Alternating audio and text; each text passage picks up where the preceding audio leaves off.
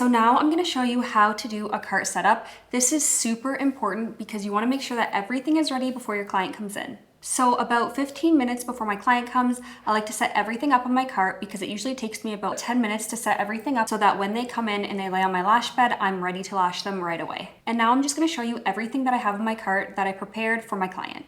So you always want to give a lash bath first when your client comes in. So the very first thing I have is my lash shampoo. We also have a little cleanser brush so that we can scrub away the dirt and oil when we're giving the lash bath. And then we have a water squeeze bottle as well as napkins because you're gonna wash their lashes and then hold it here on the side of their head. So it's super important to have all this so that you can do a full lash bath. I have my lashes. So if I'm doing a classic set, I'm gonna have my classic lashes, and that's what this is.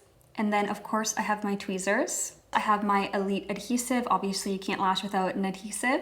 And then I have my jade stone. As you can see, I already have my micro pour on the jade stone. So of course you're gonna be putting your glue dot on the jade stone. And then I have my scissors so that I can cut the tape. And then as you can see, I have my tape on my cart just because I like to have it cut before my client comes in instead of cutting it while they're laying on my table. It just makes the process a little bit more fast. So I always cut how many pieces of tape I need and I just put them on my cart right here.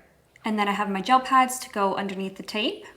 I have my markers so I can do my lash mapping. And then I have my lash spoolie. That way I can brush my client's lashes throughout and after the service, as well as give it to them at the very end. I have my 3-speed Movella fan so that I can dry the lashes throughout and after the set. And then I have my lash mirror. I love this.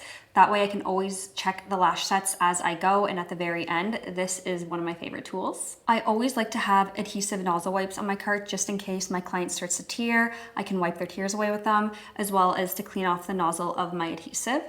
And then I have my glue tweezer cleaner. If I ever get a little bit of adhesive on my tweezers, this is really convenient to have because if you have glue on your tweezers and you try to pick up a lash, it's just gonna get stuck and it's gonna be super annoying. So my glue tweezer cleaner is a must. I always have a primer on my cart. I don't necessarily use it a lot, but I just sometimes never know what my client's natural lashes are gonna look like when they come in.